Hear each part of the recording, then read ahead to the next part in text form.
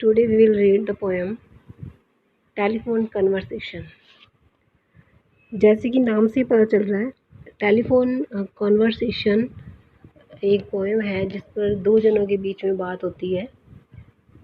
वो दो जने जो हैं उनमें से एक है लैंडलेडी, ठीक है, मकान मालकिन, और दूसरा है speaker who wants to rent a house, जो कि एक जो घर है वो किराए पर लेना चाहता है।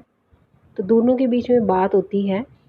एक्चुअली ये जो पोएम है, this poem is a commentary, एक कमेंट मान लो, एक व्यंग्य मान लो, ठीक है, ऑन रेसिज्म।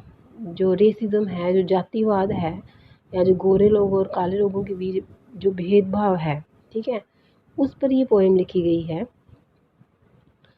तो अगर the fact that A man is judged on the basic of his colour, मतलब आजकल के टाइम में भी, इवन इन 20th सेंचुरी, अगर है कि 20th सेंचुरी में भी एक मैन को उसके कलर के बेस पर जज किया जाता है, नॉट फॉर हिज क्वालिटीज़, ना कि उसकी क्वालिटीज़ की वजह से। तो ये चीज़ जो है, दिस इज़ वेरी अलार्मिंग, ये बहुत हैरान कर देने वाली बात है। और एक ऐसी सोसाइटी को ये पोएम बताती है जहाँ पर इंडिविजुअलिटी इज़ एट स्टेक, जहाँ पर जो इंडिविजुअलिटी है, जो व्यक्ति का अस्तित्व जो है, the existence of a man is at stake, वसूली पर है। कहने का मतलब है यहाँ पर ह्यूमन बीइंग को प्रेफरेंस उसके कलर के बेस पे दिया जाता है, ना कि उसकी क्वालिटीज़ के बेस पर। तो ये पोएम स्टार्ट करते हैं।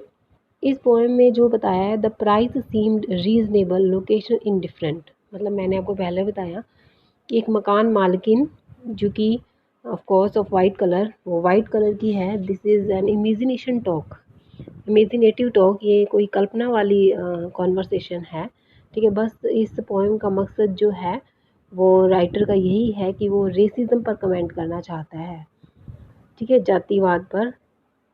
द प्राइस सीम्ड रीजनेबल, तो क्या है, बात हो रही है जो किराए पर लेना चाहता है, रेंट पर जो हाउस लेना चाहता है, मकान लेना चाहता है, वो क्या बोल रहा है, द प्राइस सीम्ड रीजनेबल, कि प्राइस रीजनेबल है, नॉर लेस नॉर मोर, ना ज़्यादा ना कम।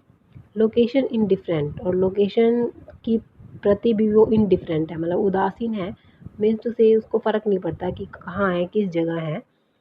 तो प्राइस भी जो है वो रीज़नेबल है, दो चीज़ें ठीक है। The land lady swore she lived of premises, premises का मतलब रेजिडेंस। लैंड लेडी ने बोला कि वो प्रीमिसेस से लिव्ड ऑफ रहेगी, कहने का मतलब दूर रहेगी, वो उस बिल्डिंग में नहीं रहेगी, वो उस मकान में नहीं रहेगी। The house which the speaker wanted to take on rent, जो घर वो किराए पर लेना चाहता है, ठीक है, उस घर में वो नहीं रहेगी। नथिंग रिमेन्ड, उसने कहा फिर और कुछ बचा ही नहीं है, मतलब सब कुछ डिसाइडेड हो गया है, प्राइस हो गया है, लोकेशन हो गया है, और ये भी डिसाइड है कि वो लैंडलेडी नहीं रहेगी। तो उसने कहा नथिंग रिमेन्ड, और कुछ नहीं है, बट सेल्फ कन्फेशन, लेकिन मैं अपने बारे में कुछ बता दूँ, ये ज़रूरी है, सेल्फ इंट्रोडक्शन देना ज़रूरी है madam. I hate A Wester journey, मैं आपको पहले से वार्निंग देना चाहता हूँ, पहले से ही बताना चाहता हूँ कि मुझे जर्नी करके, ठीक है, टाइम वेस्ट करना बिल्कुल पसंद नहीं है।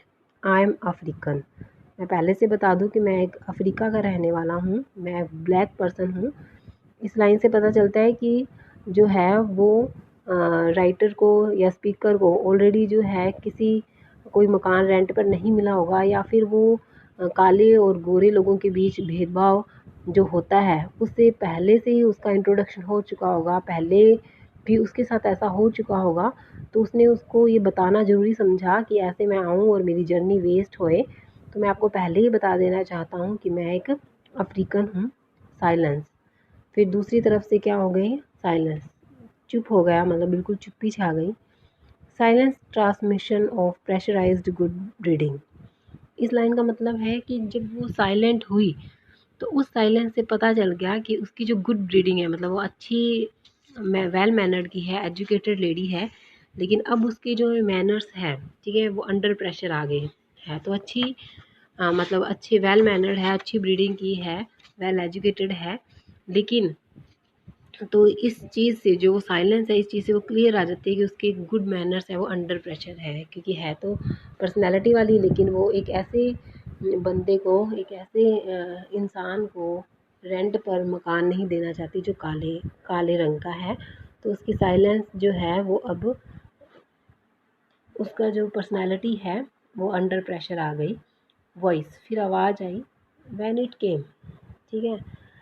जब ये आवाज़ आई तो ऐसा, लिपस्टिक कोटेड लॉन्ग और रोल्ड सिगरेट होल्डर पाइप्ड। मतलब कहने का मतलब है यहाँ पर उसकी पर्सनैलिटी को शो किया गया है, हालांकि उस स्पीकर ने उस लेडी को कभी देखा नहीं है। तो बस वो इमेजिनेशन कर रहा है कि उस लिपस्टिक कोटेड उसके होठों से, या सिगरेट होल्डर पाइप जो वेल मैनर्ड और रिच लेडी जो है, उससे वो आवाज़ आई, कोट आई वॉज फुली। सबसे पहले तो मुझे लगा कि शायद मैं मिस्टेक हुआ है, ठीक है, मतलब मुझे सुनने में कोई मिस्टेक हुई है जो वो बोल रही है। क्या बोला उसने, हाउ डार्क, उसने कहा कितने काले हो। आई हैड नॉट मिसहर्ड, फिर मुझे लगा कि नहीं, मुझे सुनने में कोई मिसिंग नहीं हुई है, मतलब मिसअंडरस्टैंड नहीं हुई है, मैंने सही सुना है। आर यू लाइट, उसने मेरे से फिर पूछा, क्या तुम लाइट के हो, मतलब हल्के गेहुआ कलर जो होता है, हल्के काले हो, और वेरी डार्क, या बहुत ज़्यादा काले हो। बटन बी, बटन ए। तो मुझे ऐसा लगा कि जैसे मुझसे कोई ऐसे फ़ोन पर कोई ऑप्शन पूछता है ना, कि आप ए ऑप्शन चूज़ करोगे या बी ऑप्शन चूज़ करोगे, मतलब आप काले हो या कम काले हो। Stench of rancid breath of public hide and speak.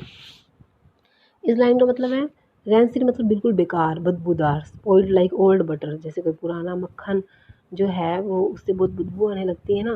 तो उसने कहा कि इस तरीके की बदबू, मुझे ऐसा लगा कि उसकी सांस से जो है, मुझे इस तरीके की बदबू आ रही है, मतलब जात पात की जो घटिया बदबू होती है वो मुझे आ रही है। फिर मैंने red booth, red pillar box, red double tiered omnibus squelching tar. यहाँ पर ये जो रेड चीज़ें बताई गई हैं, ठीक है, यहाँ पर ये दो चीज़ को सिंबलाइज करती है। एक तो रेड कलर इसलिए दिखाया गया है कि वहाँ पर रेड बूथ है, रेड पिलर बॉक्स है जिससे वो बात कर रहा है, ठीक है। और ओमनिबस स्क्वेल्चिंग टार एक टाइप की बस होती है, ठीक है। तो ये कह रहा है कि ये सब कुछ रेड है, यहाँ पे भी कलर सेम है। दूसरा इसका, लेकिन फिर जात पात क्यों, दूसरा इसका सिंबल अपने ये मान सकते हैं कि रेड कलर गुस्से को रिप्रेजेंट करता है, ठीक है। तो उसको यूँ लगा कि ही वो just feeling like an object, कि वो कोई चीज़ है, कि तुम काले हो या गोरे हो, या कम काले हो या कम गोरे हो। तो कोई बंदा नहीं हुआ, कोई इंसान नहीं हुआ, जैसे कोई चीज़ होगी जिसको चीज़ खरीदनी हो। तो यहाँ पर उसके गुस्से को भी रेड कलर जो है वो रिप्रेजेंट कर रहा है। इट वॉज रियल, देखिए ये वास्तव में यही क्वेश्चन पूछ रही थी। Shamed by ill mannered silence surrender, तो ये शर्म की बात है।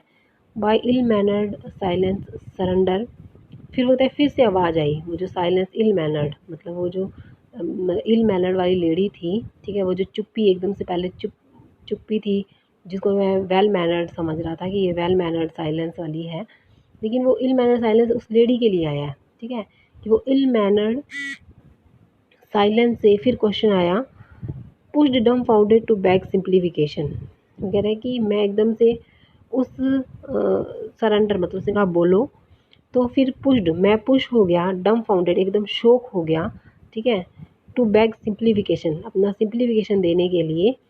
Consider she was verifying the emphasis, फिर उसने बोला, सोचकर फिर उसने बोला, फिर वो अपने जवाब को वेरिंग कर रही थी कि आर यू डार्क, क्या तुम काले हो, और वेरी लाइट, या फिर कम काले हो।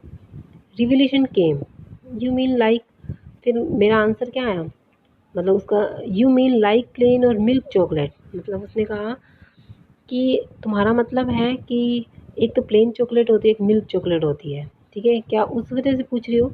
यहाँ पर जो पोएट है उसको पता चल गया कि जो लेडी है वो गोरे लोगों को ही मकान जो है अपना किराए पर देती है, ठीक है, उसको काले लोगों से नफ़रत है। तो वो हो तो बहुत गुस्सा रहा है, लेकिन ही फील्स वोलेटेड, ठीक है। तो उसको ऐसे गुस्सा तो आ रहा है, but he decides to employ humour to tackle his humiliation, मतलब वो अपनी बेइज्जती जो उसकी इंसल्ट हो रही है, तो उस ह्यूमिलेशन को कैसे टैकल करना चाहता है, ह्यूमर के द्वारा, मतलब मजाक के द्वारा। तो उसने कहा कि तुम क्या क्या पूछ रही हो, कि मैं ब्लैक, मतलब प्लेन कलर का हूँ, लाइट प्लेन मिल्क जैसा, या फिर मिल्क चॉकलेट जैसा। यहाँ पर लाइट में एक तो बिल्कुल प्लेन चॉकलेट होती है, मिल्क चॉकलेट होती है। Her assent was clinical crushing in its light impersonality, मतलब उसका जो बोलने का लहजा था वो क्लिनिकल, ठीक है, मतलब उसे साफ पता चल रहा था कि वो गोरे लोगों को ही रखना चाहती है।